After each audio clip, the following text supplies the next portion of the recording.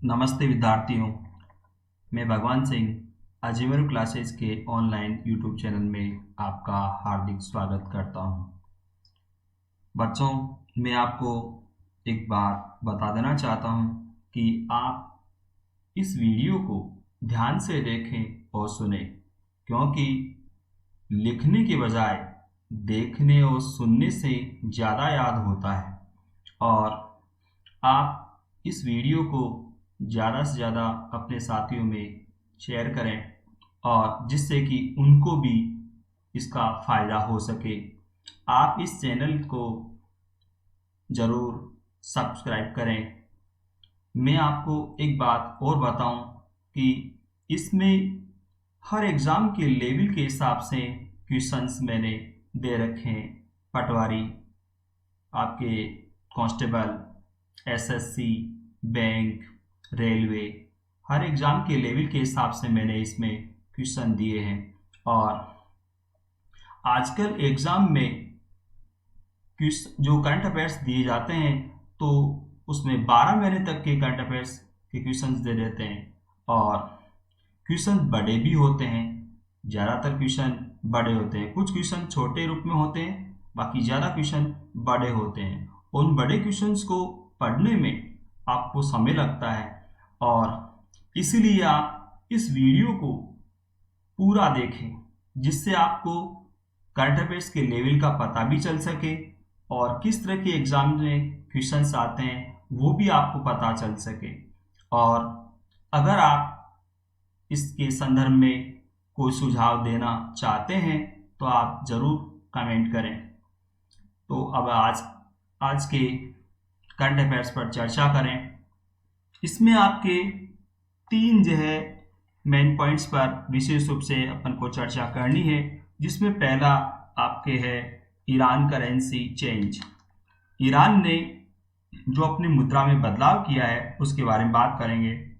दूसरा इसमें ऑप्शन आपके है पब्लिक अकाउंट कमेटी, ये दूसरा जो पॉइंट है इसके बारे में भी अपन बात करेंगे।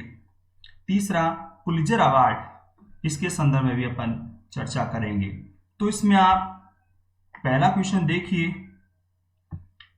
पहला क्वेश्चन है कांग्रेस के वरिष्ठ नेता अधीर रंजन चौधरी को किस संसदीय समिति का अध्यक्ष नियुक्त किया गया है?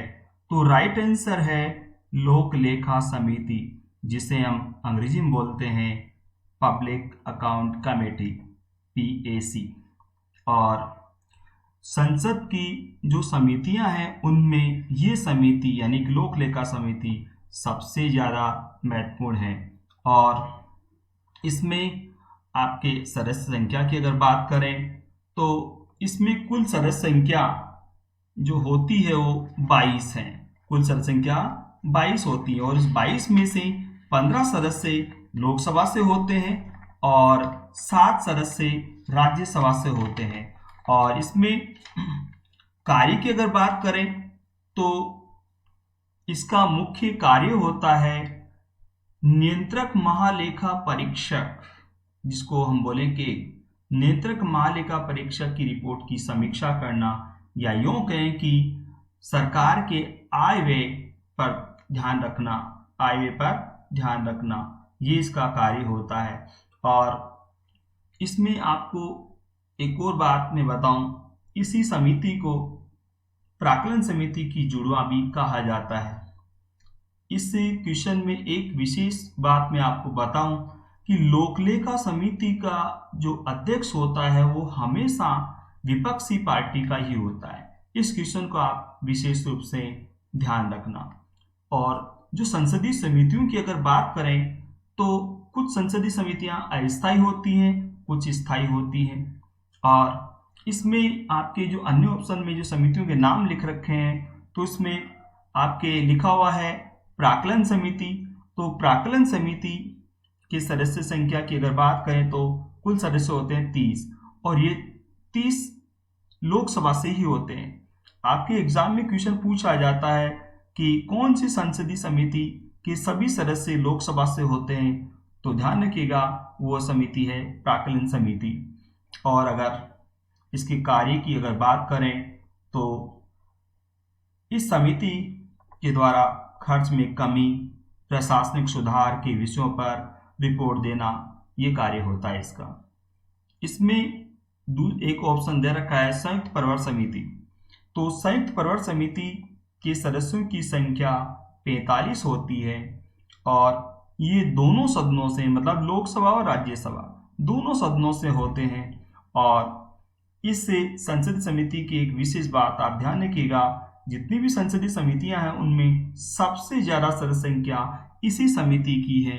और इसके कार्य की अगर बात करें तो आपको ध्यान रखना है, इसका कार्य विधेयकों पर विचार विमर्श करना और अपनी सिफारिश सरकार को देना, ये इसका कार्य होता है।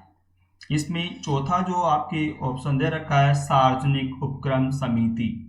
तो सार्वजनिक उपक्रम समिति के कुल सदस्य 22 होते हैं और इसमें से 15 लोकसभा से और 7 राज्यसभा से।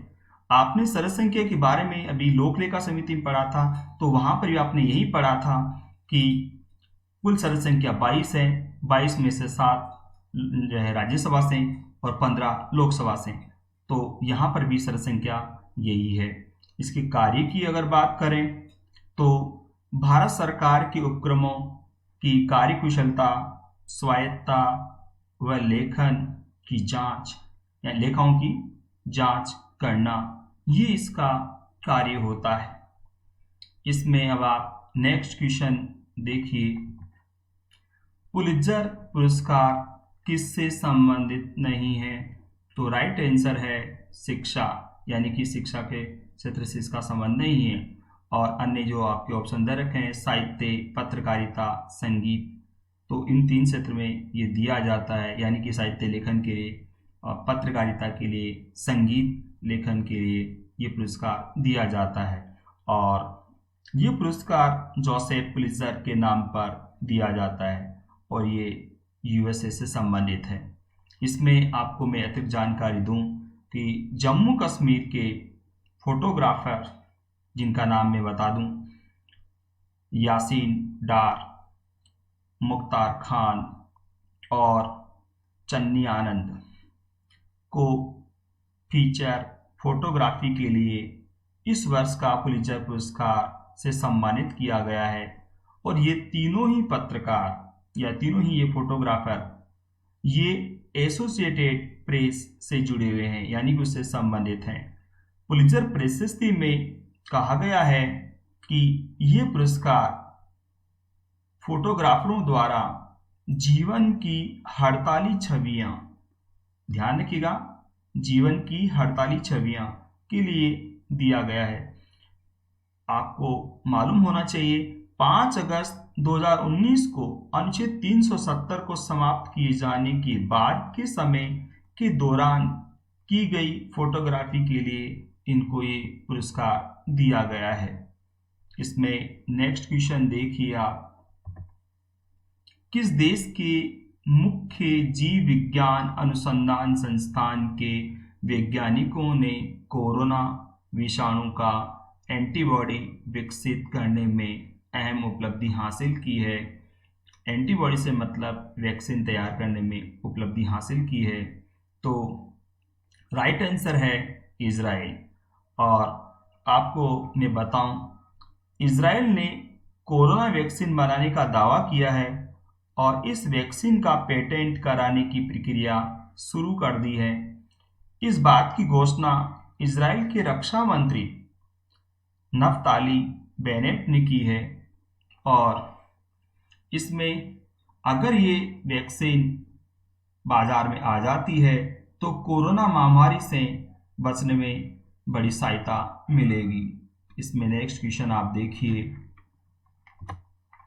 रिसर्च के लिए जांच में पॉजिटिव मिले कोरोना संक्रमितों के सैंपल 1 वर्ष तक डूंगरपुर राजस्थान 1 वर्ष तक डूंगरपुर मेडिकल विषाणु अनुसंधान एवं नैदानिक प्रयोगशाला में किस तापमान पर सुरक्षित रखे जाएंगे? तो राइट आंसर है -80 डिग्री सेल्सियस। आप इसमें डिग्री जरूर पड़ेगा, -80 डिग्री सेल्सियस। और मैं आपको बताऊं इसमें कि अलग अलग देशों के कोरोना वायरस की प्रकृति और क्षमता में अंतर देखा जा रहा है और इसीलिए भारत सरकार के स्वास्थ्य मंत्रालय की गाइडलाइन के अनुसार सैंपल को संरक्षित किया जा रहा है ताकि भविष्य में अध्ययन के साथ ही उससे एंटीडोट बनाने में मदद मिल सके। नेक्स्ट क्वेश्चन देखिए, किस देश ने अपनी मुद्रा को बदलने का फैसला किया है? तो राइट आंसर है ईरान। और ईरान जिसकी पार्लियामेंट का नाम मजलिस है, और तो यहाँ ईरान की पार्लियामेंट यानी कि मजलिस में एक विधेयक पारित किया गया है जिसमें वहाँ की मुद्रा को बदलने का प्रावधान है। और यहाँ की जो मुद्रा है वर्तमान में रियाल, तो अब मुद्रा यहाँ की मुद्रा का नया नाम रियाल के बजाय तोमन होगा। नाम आप याद रखिएगा, तोमन। वर्तमान में तो जो मुद्रा का नाम है वो रियाल है और अब जो मुद्रा बदली जाएगी तो उस मुद्रा का नाम है तोमन। इसमें एक बात और मैं बताऊं आपको कि एक तोमन 10,000 रियाल के बराबर होगा। और ईरान के द्वारा अपनी अर्थव्यवस्था को पटरी पर लाने के प्रयास के तौर पर ये कार्य किया गया है, यानी कि मुद्रा में बदलाव करने का फैसला किया है। आपको पता होना चाहिए ईरान का काफ़ी लंबे समय से यूएसए के साथ यानी कि अमेरिका के साथ तनाव चल रहा है और अमेरिका ने ईरान पर आर्थिक प्रतिबंध लगा रखे हैं जिसकी वजह से उसकी अर्थव्यवस्था को काफ़ी नुकसान हुआ है। इसके अलावा अब कोरोना महामारी की चपेट में आ गया ईरान, इसकी वजह से भी वहाँ की अर्थव्यवस्था को काफ़ी नुकसान हुआ है और इसीलिए अर्थव्यवस्था को वापस पटरी पर लाने के लिए ईरान ने अपनी मुद्रा बदलने का ये फैसला किया है। तो नेक्स्ट क्वेश्चन देखिए आप, इसमें भारत सरकार द्वारा प्रधानमंत्री गरीब कल्याण अन्न योजना के तहत राज्य सरकारों को कितनी सहायता दी जाएगी, कितनी सहायता दी गई है? तो राइट आंसर है 46,000 करोड़ रुपया। आपको पता होना चाहिए तो ये 46,000 करोड़ रुपया की सहायता की अगर बात करें तो ये गेहूं और चावल के तौर पर दी जा रही है, यानी कि सभी राज्यों को और केंद्र प्रदेशों को गेहूं और चावल भिजवाया जा रहा है केंद्र सरकार के द्वारा। तो आप इस योजना का नाम जरूर याद रखिएगा। और इसमें नेक्स्ट क्वेश्चन देखिए, centre for monitoring Indian economy के अनुसार कोविड-19 संकट के चलते देश में बेरोजगारी की दर 3 मई को समाप्त सप्ताह के दौरान कितनी फीसदी हो गई है? तो राइट आंसर है 27.11%। नेक्स्ट क्वेश्चन देखिए, भारतीय मूल की अमेरिकी वकील को अमेरिकी राष्ट्रपति डोनाल्ड ट्रंप ने न्यूयॉर्क के पूर्वी जिले के लिए जिला अदालत के न्यायाधीश के तौर पर नियुक्त किया है। तो राइट आंसर है सरिता कोमाती रेड्डी। नेक्स्ट क्वेश्चन देखिए आप, अमेरिकी राष्ट्रपति डोनाल्ड ट्रंप ने भारतीय मूल के अमेरिकी अशोक माइकल पिंटो को किस संस्थान में अमेरिका का प्रतिनिधि नियुक्त किया है? तो राइट आंसर है अंतर्राष्ट्रीय पुनर्निर्माण एवं विकास बैंक। आपको बच्चों ध्यान रखना है, अंतर्राष्ट्रीय पुनर्निर्माण एवं विकास बैंक को ही बोलते हैं विश्व बैंक। और इसमें आप नेक्स्ट क्वेश्चन देखिए, इजराइल के प्रधानमंत्री कौन है? राइट आंसर है बेंजामिन नेतन्याहू।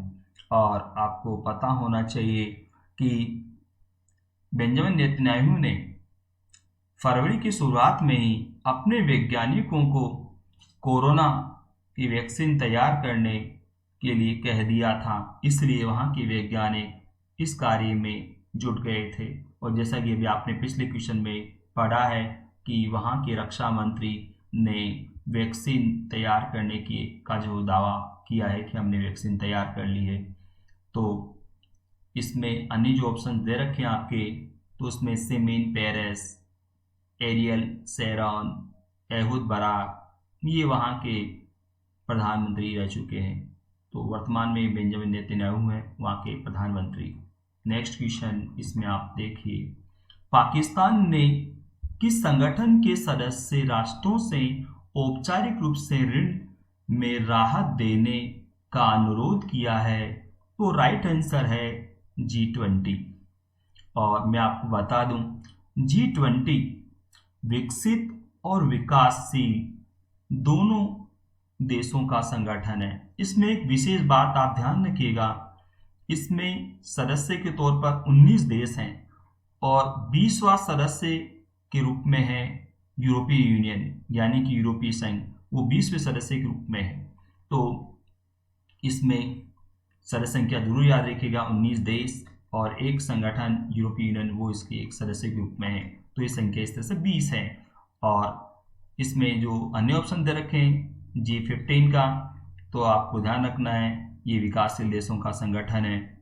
G7 को आप विशेष रूप से ध्यान रखना, क्योंकि ये औद्योगिक दृष्टि से विकसित राष्ट्रों का संगठन है। और इसमें नेक्स्ट दे रखा है अंतर्राष्ट्रीय वित्त निगम। तो अंतर्राष्ट्रीय वित्त निगम संयुक्त राष्ट्र संघ का विशिष्ट निकाय है।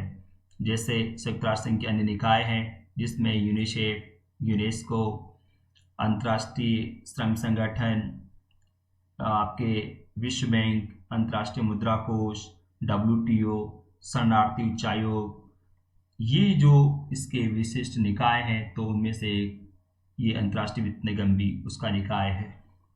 नेक्स्ट क्वेश्चन देखिए आप, राष्ट्रीय खेल पुरस्कार कब प्रदान किए जाते हैं? तो राइट आंसर 29 अगस्त। और आपको पता है कि 29 अगस्त को राष्ट्रीय खेल दिवस के रूप में मनाया जाता है। और 29 अगस्त दादा ध्यानचंद का जन्मदिन आता है। मेजर ध्यानचंद, जिनको हम बोलते हैं हॉकी के जादूगर, तो उनके जन्म दिवस को ही खेल दिवस के रूप में मनाते हैं। और खेल पुरस्कारों के बारे में आपको मालूम होना चाहिए कि सबसे बड़ा खेल पुरस्कार है राजीव गांधी खेल रत्न पुरस्कार, और इसके अलावा अर्जुन पुरस्कार, द्रोणाचार्य पुरस्कार, ये खेल पुरस्कार हैं। और भारत के खेल मंत्रालय ने इन पुरस्कारों से संबंधित आवेदन मांगे हैं। और इसमें आपको मैं एक विशेष जानकारी दूं कि पुलेला गोपीचंद, जो कि बैडमिंटन खिलाड़ी हैं, पुलेला गोपीचंद एकमात्र ऐसे खिलाड़ी हैं जिनको राजीव गांधी खेल रत्न पुरस्कार, अर्जुन पुरस्कार, द्रोणाचार्य पुरस्कार, ये तीनों पुरस्कार प्राप्त हैं, एकमात्र खिलाड़ी। और आपको पता होना चाहिए पुलेला गोपीचंद, साइना नेहवाल और PV सिंधु इनके कोच रहे हैं। तो इसमें नेक्स्ट क्वेश्चन देखिए आप, गुंज NGO के संस्थापक कौन हैं? NGO मतलब नॉन गवर्नमेंट ऑर्गेनाइजेशन। गुंज NGO के संस्थापक कौन है? तो राइट आंसर है अंशु गुप्ता। और आपको पता होना चाहिए अंशु गुप्ता को रेमन मैग्सेसे पुरस्कार प्राप्त हो रखा है। और इन्होंने अभी हाल ही में जो है बयान दिया है, या यूं कि बताया है कि सरकार को गाँव में किसानों के लिए पानी पहुंचाना चाहिए, जिससे कि वहां पर अगर पानी पर्याप्त मात्रा में पहुंचेगा तो किसानों को खेती के लिए जो ये पानी मिलेगा, तो इससे गांवों से शहरों की ओर पलायन कम होगा और गांव में ही लोगों को रोजगार ज़्यादा संख्या में प्राप्त हो सकेगा। और इसमें आपके नेक्स्ट क्वेश्चन देखिए, राफेल नडाल किस देश के प्रसिद्ध टेनिस खिलाड़ी हैं? तो राइट आंसर है स्पेन। और इसमें आपको मैं बताऊं कि आप अगर इस वीडियो के बारे में कोई सुझाव देना चाहते हैं तो आप ज़रूर दीजिएगा, आप इसके बारे में ज़रूर कमेंट कीजिएगा। आप इस चैनल को सब्सक्राइब करें, धन्यवाद।